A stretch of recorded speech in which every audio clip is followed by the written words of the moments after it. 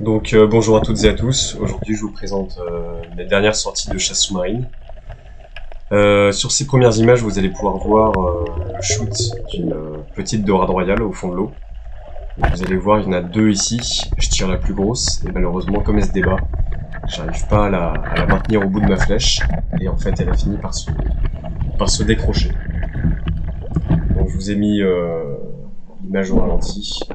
Vous voyez je la tire un peu au-dessus de la tête et finalement comme c'est des poissons qui ont quand même beaucoup de force, elle arrive à s'extirper et je me retrouve avec une flèche sans poisson au bout. Donc j'étais vraiment déçu sur ce tir. Donc ensuite sur cette action j'ai essayé d'agachonner à marée haute au milieu d'un banc de laminaire.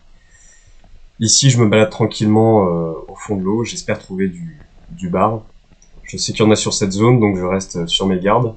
Et en fait vous allez voir juste à ma gauche, il y a un banc de petits bars qui va apparaître. Donc ils m'ont un peu surpris. Je tourne rapidement mon fusil et je les vois partir au loin. Donc mort pour mort, je fonce et j'en tire un. L'ennui c'est que même cas de figure, il se débat au bout de ma flèche et je le loupe. Donc pour que vous voyez mieux, j'ai mis l'action au ralenti, mais c'est encore un loupé malheureusement. C'est vraiment dommage quand on loupe des poissons comme ça parce qu'on sait que la plupart du temps ils meurent et on aurait préféré pouvoir valoriser leur chair en les mangeant. Mais bon, ça arrive.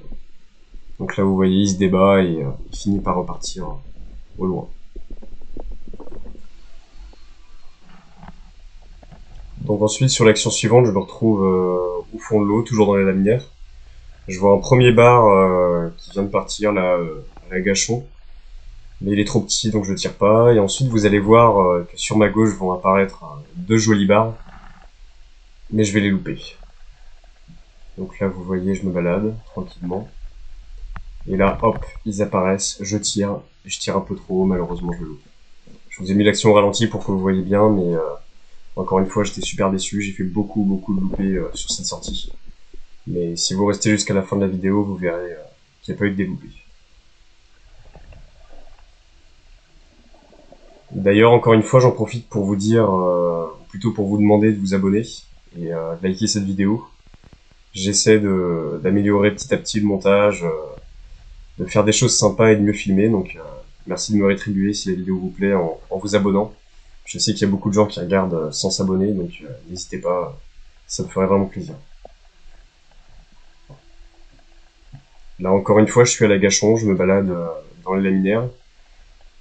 On est sur la fin de la marée montante, donc je vois un petit peu de bar, mais pas grand chose. Vous allez voir qu'ensuite j'y suis retourné à marée descendante, et c'était beaucoup plus simple pour en tirer parce qu'il y avait moins de profondeur. Donc j'ai pu voir de gros bars à l'indienne, mais là c'est vrai que c'est compliqué d'enchaîner les apnées et de voir du bar à chaque fois.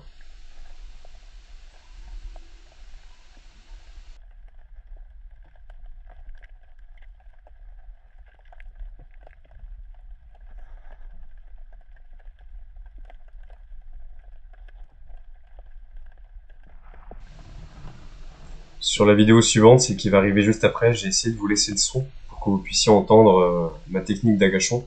En fait, j'utilise une technique qui est bien connue, c'est-à-dire que je fais des bruits de gorge pour essayer d'étirer le poisson. Et là, ça va marcher, il y aura un petit bar, vous allez voir. Donc là, j'entame la descente tranquillement. Et dès le début, je vais faire des bruits de gorge, vous allez l'entendre.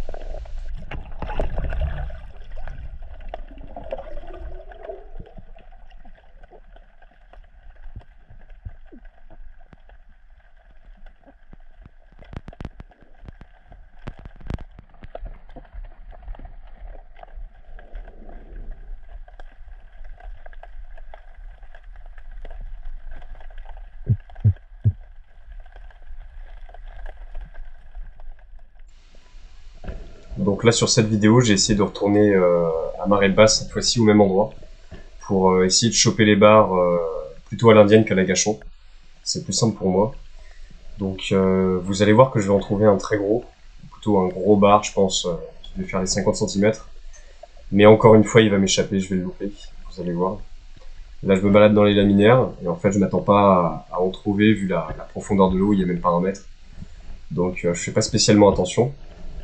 Et en fait, en avançant, vous allez voir qu'il y en a un qui va apparaître. Et je vais le fléchir un petit peu trop haut. Donc là je me balade, je vais tourner à droite, vous allez voir.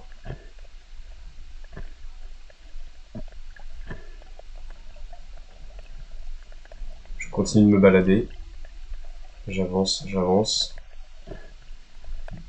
Je file à travers les laminaires et en fait, vous allez voir le gros bar qui va arriver juste devant, il va falloir ouvrir les yeux.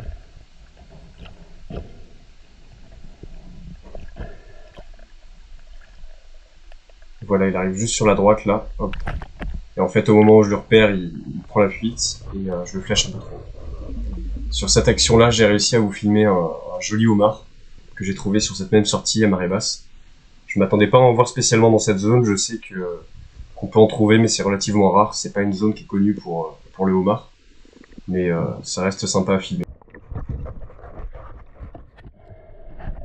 Ici, sur cette vidéo, vous allez voir l'action dont je suis vraiment plus fier de cette vidéo.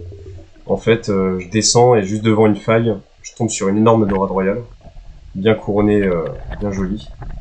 Donc je tire directement derrière la tête, je la loupe pas. Et cette fois-ci, elle se décrochera pas, donc j'étais vraiment content. Elle se débat vraiment fort, donc rapidement après, j'ai pas mis la vidéo, mais je l'ai achevée. Pour pas qu'elle souffre et surtout pour pas qu'elle continue de bouger dans tous les sens. Je vous mets l'image au ralenti. Elle est vraiment immobile au fond de l'eau et ça a peut être très difficile à tirer. Mais je suis quand même content d'avoir réussi à la traquer et à la trouver, sachant qu'elle était dans l'ombre, donc j'aurais très bien pu passer à côté sans même la voir, mais j'ai réussi à garder les yeux ouverts. Donc là, elle se débat, vous voyez les images au ralenti. C'est vraiment joli, un joli poisson et très très bon. Arrivé chez moi, je l'ai pesé, elle fait un peu plus de 3 kg, donc c'est pour l'instant mon record sur une dorade royale. J'étais vraiment fier de moi et on a mangé à 4 dessus. Sur l'action suivante, je me retrouve avec une vieille qui est posée au fond de l'eau. Donc même cas de figure, je m'approche doucement, elle dort, et je la flèche directement. Elle est pas très grosse, mais il n'y a pas de maille spécifique par chez moi pour les vieilles. Donc c'est toujours bon à tirer. Une petite vieille qui devait faire dans les 25-30 cm. Je me suis pas amusé à la peser, mais c'est toujours bon à faire en souple. Donc là voilà. Donc la vidéo suivante, j'ai fait exprès de vous la filmer en fait pour vous expliquer comment sortir un homard de son trou. Ici, je me suis retrouvé avec un trou à double entrée, avec un joli homard qui était posé au fond. Donc je l'ai poussé avec ma flèche de ce côté-ci, et vous allez voir, je vous ai filmé l'autre côté par lequel le homard est sorti. Donc là, je l'ai poussé, et il est venu se planquer en fait sous la pierre en contrebas, la pierre qui est penchée. Et en fait, là, il était vraiment beaucoup plus simple à attraper, je l'ai chopé du haut. Et vous voyez, ça me fait un beau petit homard qui sera très bon à manger au barbecue. Donc là, j'étais content. Là, vous le voyez, je l'ai mis directement dans mon filet avec la vieille de tout à l'heure. J'ai un peu galéré. Mais ça fera un beau homard. Et juste à côté, en fait, du trou dans lequel j'ai sorti un premier homard, j'en ai trouvé un deuxième, mais il était vraiment trop petit. Donc celui-là, je l'ai pas prélevé, vous le voyez. Il est au fond de son trou, il doit faire dans les 5-6 cm. Donc j'ai préféré le laisser. Et encore une fois, juste à côté du trou dans lequel j'ai trouvé le premier homard, je voulais aussi vous montrer qu'il y avait un joli congre. Donc j'ai réussi à le filmer. Vous allez voir, il va être juste là. Posé au fond de ce trou, un gros congre. Donc j'ai fait attention de ne pas trop le toucher avec les mains. C'est aussi pour ça que j'ai poussé le homard hors de son trou, pour éviter d'avoir affaire au gros congre. Sur cette vidéo, j'ai fait un agachon toujours dans ma petite forêt de laminaire. Et en fait, vous allez voir, j'ai coupé le son, mais il y a un bateau qui m'est passé juste au-dessus de la tête. Donc j'ai dû rester au fond de l'eau en attendant qu'il passe. C'est super dangereux, ce genre de choses, quand on fait de la chasse sous-marine. Et c'est l'occasion de rappeler aux gens qui pratiquent les sports nautiques de faire attention et de bien respecter les bouées de signalisation. Ce jour-là, j'avais la mienne. J'ai failli me faire happer par un bateau, donc je préfère vous montrer ça.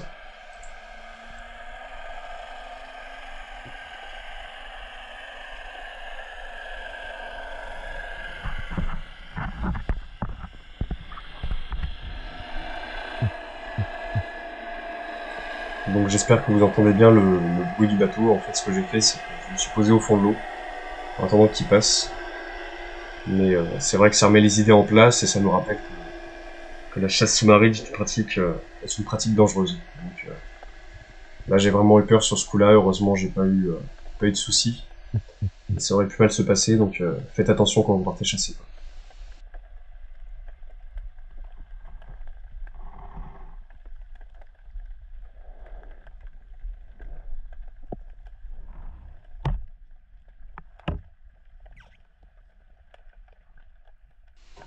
Donc voilà, c'est déjà la fin de cette vidéo. Je vous remercie d'avoir regardé jusqu'au bout.